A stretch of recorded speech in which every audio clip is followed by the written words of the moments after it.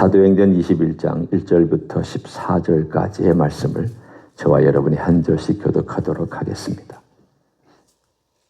우리가 그들을 작별하고 배를 타고 바로 고스로 가서 이튿날 로도에 이르러 거기서부터 바다라로 가서 베니게로 건너가는 배를 만나서 타고 가다가 그보로를 바라보고 이를 왼편에 두고 수리아로 항해하여 두로에 상륙하니 거기서 배의 짐을 풀려 함이러라. 제자들을 찾아 거기서 이래를 머물더니 그 제자들이 성령의 감동으로 바울더러 예루살렘에 들어가지 말라 하더라. 이 여러 날을 지낸 후 우리가 떠나갈새 그들이 다 그 처자와 함께 성문 밖까지 전송하거늘 우리가 바닷가에서 무릎을 꿇어 기도하고 서로 작별한 후 우리는 배에 오르고 그들은 집으로 돌아가니라. 도로를 떠나 항해를 다 마치고 돌레마이에 이르러 형제들에게 안부를 묻고 그들과 함께 하루를 있다가 이튿날 떠나 가이사라에 이르러 7 집사 중 하나인 전도자 빌립의 집에 들어가서 머무르니라. 그에게 딸 넷이 있으니 처녀로 이안하는 자라. 여러 날 머물러 있더니 아가보라 하는 한 선지자가 유대로부터 내려와 우리에게 와서 바울의 띠를 가져다가 자기 수족을 잡아매고 말하기를 성령이 말씀하시되 예루살렘에서 유대인들이 이같이 이 띠 임자를 결박하여 이방인의 손에 넘겨주리라 하거늘 우리가 이 말을 듣고 그곳 사람들과 더불어 바울에게 예루살렘으로 올라가지 말라 권하니 바울이 대답하되 여러분이 어찌하여 울어 내 마음을 상하게 하느냐. 나는 주 예수의 이름을 위하여 결박당할 뿐 아니라 예루살렘에서 죽을 것도 각오하였노라 하니 그가 고난을 받지 아니하므로 우리가 주의 뜻대로 이루어지이다 하고 그쳤노라. 아멘. 21절을 읽으면 바울의 심정과 또 주변에 있는 사람들의 심정을 우리는 조금이라도 느낄 수가 있습니다. 바울이 예루살렘을 향하여 가는 길을 주변 사람들은 다 말렸습니다.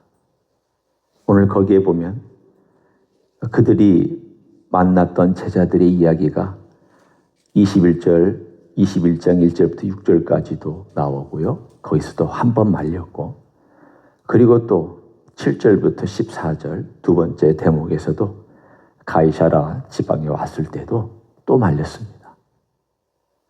그러면 바울이 이렇게 주변 사람들이 자꾸 말리는데도 고집 피우고 간 것입니까? 성령의 소리를 거스른 겁니까? 여러분 어떻게 생각하십니까? 여기 보면 분명히 4절에 보면 그런 뉘앙스를 전하는 말씀이 있죠. 제자들을 찾아 거기서 이래를 머물더니 일주일을 머물렀습니다. 그랬더니 그 제자들이 성령의 감동으로 바울더러 예루살렘에 들어가지 말라 하더라. 우리는 이 말을 보면 그럼 성령의 감동으로 한 것인데 왜 바울은 성령의 감동을 무시하고 계속 고집을 피우고 있습니까? 또 11절에도 보면 아가보라고 하는 선지자가 내려와서 띠를 가져다가 자기 수족을 묶고 예루살렘에 가면 결박당하고 이방인의 손에 넘겨질 것이다 라고 예언을 해줬습니다. 그러니까 그 주변에 있는 제자들과 우리들까지도 여기 우리가 라는 말이 나오고 있습니다. 14절 마지막에 보면 그가 권함을 받지 아니하므로 우리는 누굽니까? 바울과 함께 같이 여행했던 바울의 동역자들입니다.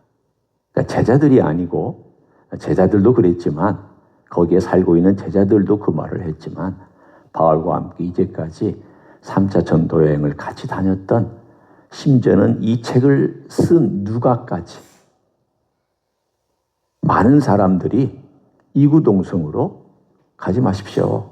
가면 당신 큰일 납니다. 어려운 일이 기다리고 있습니다. 그러니까 그가 만났던 사람의 99.9%는 다 안 됩니다. 안 됩니다. 그래도 오직 유독 바울만 나 가야 한다. 그럼 여러분 같으면 자, 민주주의식으로 한번 따져봅니다. 누가 옳습니까? 투표하면 어떻게 될까요?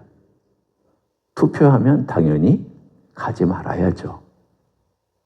가지 말아야 되는 게 하나님의 뜻이라고 확신할 것입니다. 그런데 바울은 갔습니다. 뭐가 문제일까요? 우리는 이 본문을 어떻게 해석을 해야 하며 우리의 삶 속에 어떻게 이것을 적용하며 살아야 할까요? 중요한 것은 이것입니다. 오늘 본문을 볼 때 성령의 감동으로 라는 표현과 그리고 11절에 아가보가 내려와서 성령의 감동으로 예언한 내용을 가만히 살펴봐야 됩니다. 그 뭘 의미하냐면 성령께서 바울더러 올라가지 말라라고 하신 말씀은 없습니다. 그것은 뭐냐면 성령께서 하신 말씀은 바울이 올라가면 이런 일이 있을 것이다. 거기까지예요. 그런데 이것을 받아들이고 해석한 사람들이 그렇게 한 것입니다. 아, 그러면 올라가지 말라는 뜻인가 보다. 여러분, 어려운 일이 있을 때 가지 말라는 뜻입니까? 네 앞길이 어렵다. 그러니 가지 마라. 그게 하나님께서 어려우니까 가지 말라고 그러시는 게 하나님의 뜻입니까? 여러분이 한번 해석해 보십시오. 하나님은 여러분을 편한 길로만 인도하십니까? 하나님은 여러분이 늘 좋은 평탄대로로만 인도하십니까? 고난당하고 아프고 힘들고 어렵고 병들고 핍박당하고 그리고 심지어는 목숨을 잃는 길은 가지 마. 너 가면은 거기 가면은 큰일 나. 그러니까 가지 마. 그렇게 말씀하십니까? 오늘 여기에서 이 많은 사람들이 해석한 것과 바울이 이 사건 속에서 해석한 것은 다릅니다. 바울은 이 부분에 있어서 확신이 있었습니다. 왜 확신이 있었을까요? 제가 그 근거를 한번 말씀을 드리면 20장 22절에 힌트가 있고요. 그리고 그 다음 장에 보면 또 힌트가 있습니다. 20장 22절에 보면 보라 이제 나는 성령에 매여라고 되어 있습니다. 성령에 매여 예루살렘으로 가는데 거기서 무슨 일을 당할는지 알지 못하노라. 미래에 내가 가고자 하는 그 길은 어려움이 분명히 있다. 나는 모른다. 어떤 일이 벌어질지. 그러니까 그 일이 벌어지는 게 내게 중요한 게 아니라 나는 성령에 매여가고 있다.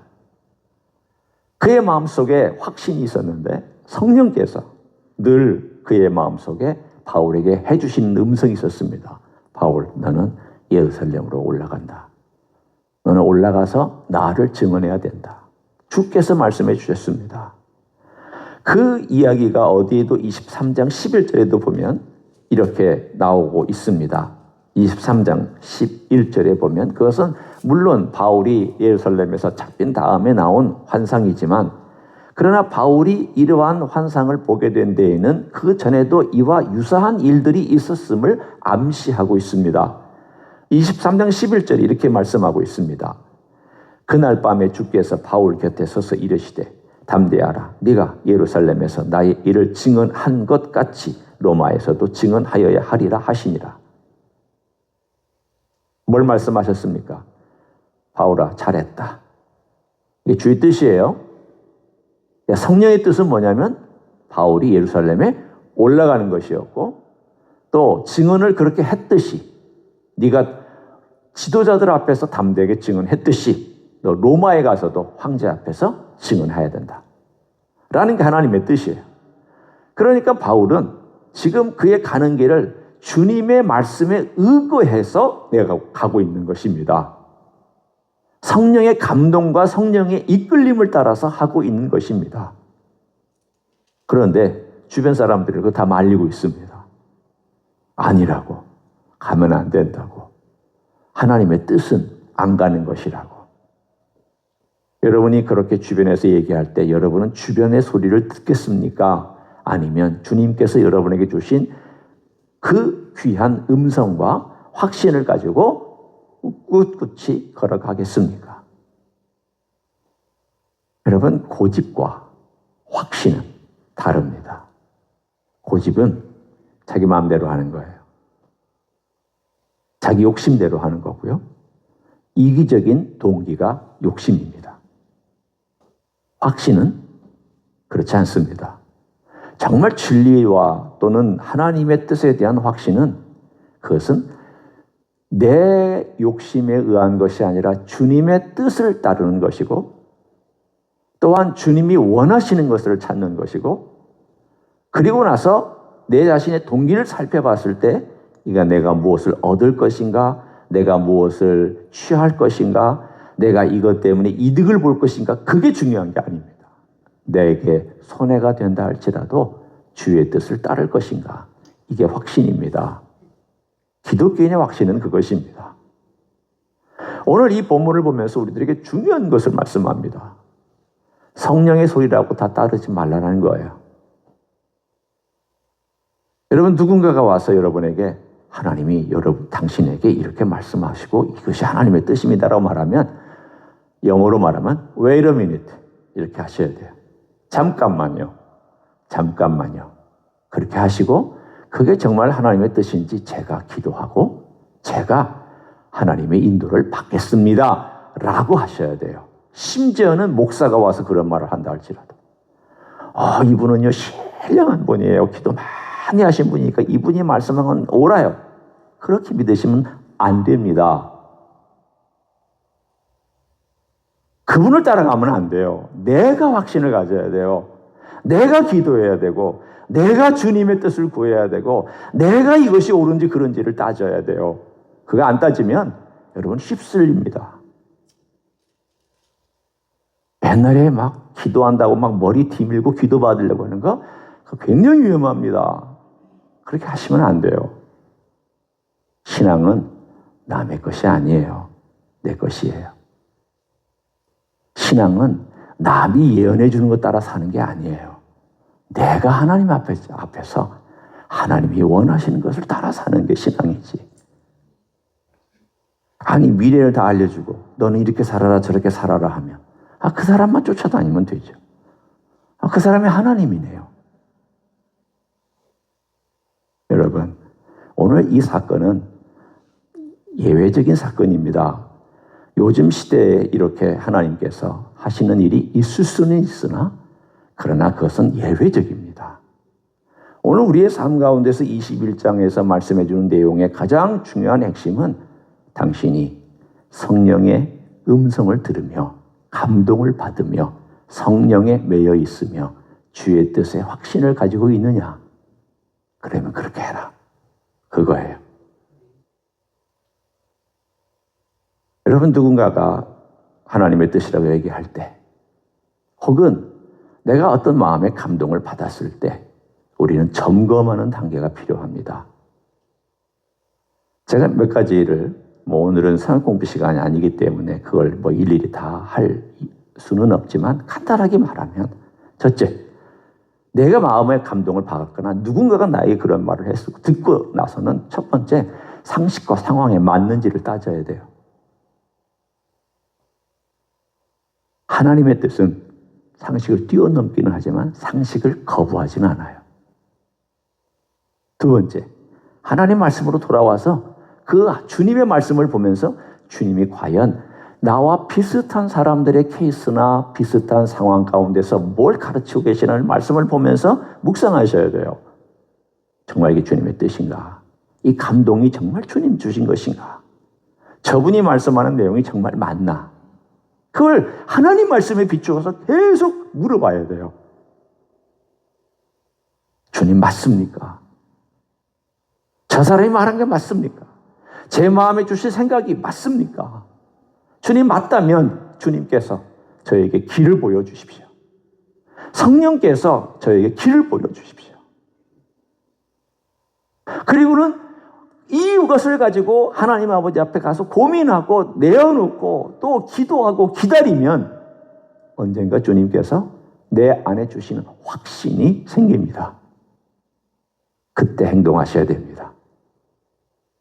여러분 확신이 중요합니다. 이 확신이 없이 행하면은요 결국 다른 사람에 휘둘립니다. 이 사람이 이 말하면 이렇게 휘둘리고 저 사람이 저 말하면 이렇게 휘둘리고, A라는 사람이 이 말하면 휘둘리고, B라는 목사가 말하면 또 휘둘리고. 아니, 성령님이 이랬다 저랬다 이 사람 저 사람 다 다르게 사용하세요? 다른 말 하십니까? 성령님은 그런 하나님이 아니세요. 이 사람 통해서는 이런 말 했다가 저 사람 통해서는 저런 말 했다가. 우리는 성령님의 하시는 모든 일에 대하여 이것이 과연 하나님의 뜻이고 성령께서 역사하시는 것이고 주께서 원하시는가에 대하여 겸손한 마음으로, 그러나 주님 앞에서 주님이 인도하심에 대한 확신이 설 때까지 기다리는 마음으로 우리는 걸어가야 할 것입니다. 사랑하는 성도 여러분, 우리의 삶 속에 이 21장은 조금 다른 상황이긴 해요. 왜냐하면 여기서는 성령께서 바로 말씀하시고 예언자도 있었고, 그렇지만 지금은 그때 상황하고는 많이 다릅니다. 여러분, 사도행전에 나와 있는 상황을 다 현대교회에 적용시키려고 하면 현대교회 다 무너집니다. 죄진 현대교회들은 다 심판받습니다. 아나니아 사피라처럼 어려운 일 금방금방 터집니다. 범죄한 거 금방 그 자리에서 죽습니다. 하나님 그렇게 안 하시잖아요. 왜요? 사도행전 시대하고는 지금은 달라요. 다 다른 건 아니지만 상황이 좀 달라졌어요. 우리는 어떻게 하느냐? 제가 아까 찬송을 했습니다. 그 찬송의 가사에 보면 들어보십시오. 이 눈에 아무 증거 아니 배워도 믿음만을 가지고서 늘 걸으며 이 귀에 아무 소리 아니 들려도 하나님의 약속 위에 서리라. 무슨 뜻이에요? 누군가가 나한테 얘기 안 해줘도, 내가 하나님의 음성을 직접 듣지 못해도 하나님께서 주신 믿음과 이 약속을 바라보고 말씀에 근거해서 내가 이걸 걸어가리라. 그리고 주님께서 내게 주신 생각과 주님의 분명한 길을 보여준다면 내가 그 길을 걸어가리라. 그래서 로마서 12장 2절이 이렇게 말씀했습니다. 너희는 이 세대를 본받지 말고 마음을 새롭게 함으로, 오직 마음을 새롭게 함으로 변화를 받아라 예요. 변화를 받아라 라는 명령이에요. 우리말 성경에는 변화를 받아, 그리고 나서 그 다음에 문장이 또 이어지지만 명확한 문장을 말하면 변화를 받아라. 변화를 받아라. 그러면 하나님의 기뻐하시고 선하시고 온전하신 뜻이 무엇인지 구별할 수 있게 될 것이다 예요. 우리가 하나님의 뜻을 왜 구별 못하느냐? 마음의 변화를 안 받아요. 그러니까 사람들이 마음의 변화는 추구하지 않으면서 하나님의 뜻만 생각하니까 그런 거에 홀리는 거예요. 마음이 새롭게 되어서 마음의 변화를 받아야 되는 성령의 가장 중요한 것은 놓치고 하나님의 음성이 뭡니까? 뜻이 뭡니까? 이걸 찾으니까 자꾸 이 사람 저 사람의 뜻을 따라서 잘못 산다는 거죠. 우리에게 중요한 것은 하나님의 뜻이 뭡니까? 이거 이전에 주님, 제가 혹시 하나님의 뜻을 모르게 이 마음에 죄를 졌습니까? 제가 주님의 음성을 따라가지 못하도록 제가 제 욕심껏 하고 있는 게 있습니까? 제가 주님께서 저를 인도해 주시는 길을 모르고 있는 어리석음이 제게 있습니까? 멍청합니까? 제가 영적으로 무지합니까? 혹은 영적으로 고집 피우는 거 있습니까? 이걸 알게 해주십시오. 그리고 변화를 주십시오. 여러분, 변화받고 나면요, 하나님의 뜻이 보이기 시작합니다. 우리의 삶에 중요한 것은 그것입니다. 하나님이 나에게 뭘 원하시냐? 또 중요하지만 하나님께서 나에게 변화를 주시기를 원하시는 그 메시지를 알고 내가 주님 앞에서 늘 주님의 보혈로 깨끗해지고, 두 번째, 매일매일 삶 속에서 거룩한 삶을 추구하기 위해서 성령의 도움을 구하고 새롭게 만들어 달라고, 변화시켜 달라고 간구하면 그 결과로 하나님의 선한 뜻, 귀한 뜻, 온전한 뜻, 아름다운 뜻, 나를 향한 귀한 뜻, 우리가 발견하며 갈 수 있는 줄 믿습니다. 그런 삶을 살아가시길 예수님의 이름으로 간절히 축원합니다. 기도하겠습니다. 이 시간 통성으로 기도합니다. 우리의 삶에 성령의 음성을 가장한 사탄의 음성도 있고 내 욕심의 음성도 있고 잘못된 감성적인 음성도 있고 세상의 소리도 있고 혼란스러운 이야기도 있고 온갖 것들이 있습니다. 중요한 것은 내가 하나님 앞에서 어떤 사람으로 성령에 매이고 성령의 음성을 듣고 주님의 인도를 따라갈 것이냐가 제일 중요합니다.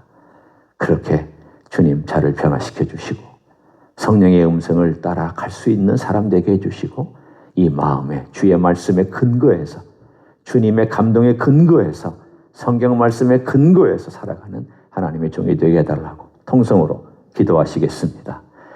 하나님 아버지 감사합니다.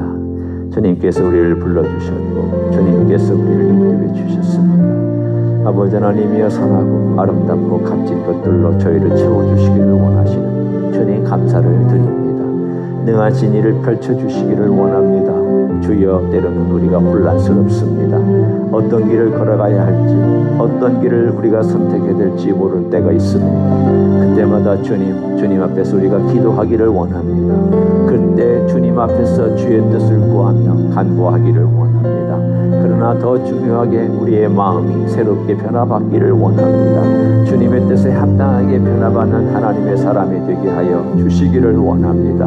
주님 우리는 혼란스럽고 영적인 판단력이 미비하여서 어지러움 가운데서 근고할 수가 있겠사오니 주여 함께하여 주옵소서. 우리로 하여금 주의 뜻을 구하는 겸손한 마음을 주시고 또한 주님 앞에서 주님이 원하시는 것을 찾아가게 하옵시며 우리 하나님께서 친히 우리 속에서 역사하시는 그 귀한 역사를 경험할 수 있는 은혜 위에 은혜를 더해 주시기를 간절히 간구를 드립니다. 능하신 일을 행하실 주님을 찬양합니다. 주여 간구를 드립니다. 성령의 충만함이 있기를 원하며 성령에 매여 있기를 원하며 그 뜻에 민감하기를 원하며 주님 그러한 또 확신을 주셨거든 어떠한 환경이나 조건이나 소리가 있다 할지라도 그것을 뛰어넘어서 걸어갈 수 있는 하나님의 종들이 되게 하여 주시기를 간절히 간구를 드립니다. 능한 일을 행하실 주님을 찬양합니다. 주께서는 놀라운 일을 행하시는 주님이시기 때문입니다.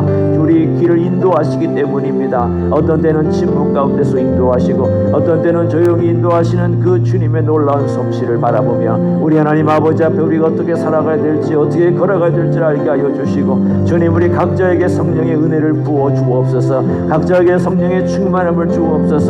주님의 뜻을 이루어 주옵소서. 주님이 원하시는 것이 무엇인지를 찾아가게 하시고 더듬어갈 수도 있고 때로는 인도함을 받으며 걸어갈 수 있는 이러한 길을 걸어갈 수 있도록 축복하여 주시옵소서. 주님을 의지합니다. 함께하여 주시기를 원합니다. 감사를 드립니다. 하나님 아버지 고맙습니다. 우리 안에 성령님을 주셨습니다. 성령의 감동도 주시고 성령님의 그 놀라우신 능력과 힘과 지혜에 우리가 굴복할 수 있는 길도 주심을 감사합니다. 주님 기도합니다. 때로는 과연 이것이 성령의 음성인지 내 욕심의 음성인지를 구별할 수 있게 도와주시기를 원합니다. 다른 주변의 소리들을 들으면서 이것이 과연 성령의 음성인지 인간의 음성인지 아니면 주님께서 주시는 음성인지를 구별할 수 있기를 원합니다. 우리 마음에 감동을 주시고 우리 마음이 주의 말씀에 근거하여 판단할 수 있게 도와주옵소서. 주님은 혼란의 영이 아니십니다. 질서의 영이십니다. 주님은 능력으로 지혜로 역사하시는 영이십니다. 그런 하나님께서 우리의 삶에 좋은 걸 주기를 기뻐하시고 주의 말씀에 근거해서 인도하시고 우리를 또한 주님이 원하시는 길로 인도해 가실 줄 믿습니다.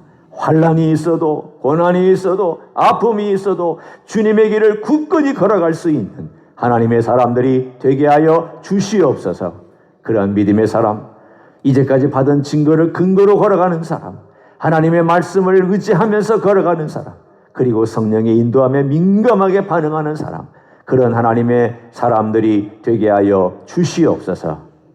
이제는 우리 구주 예수 그리스도의 은혜와 하나님 아버지의 극진하신 사랑과 성령 하나님 교통하심의 역사가 바울을 인도하여 예루살렘으로 또 로마로 그렇게 이끌어 가시는 주님의 인도하심에 바울은 민감하게 그리고 확신을 가지고 반응했던 것처럼 우리 또한 주님의 인도하심과 성령의 감동하심에 민감하게 반응하고 살기를 소원하여 헌신하는 이 자리에 참여한 모든 종들 위해와 주임지 히스교회 위해와 이민 교회들과 한국 교회들과 선교사님들 위해 이제부터 영원히 함께 하실지어다.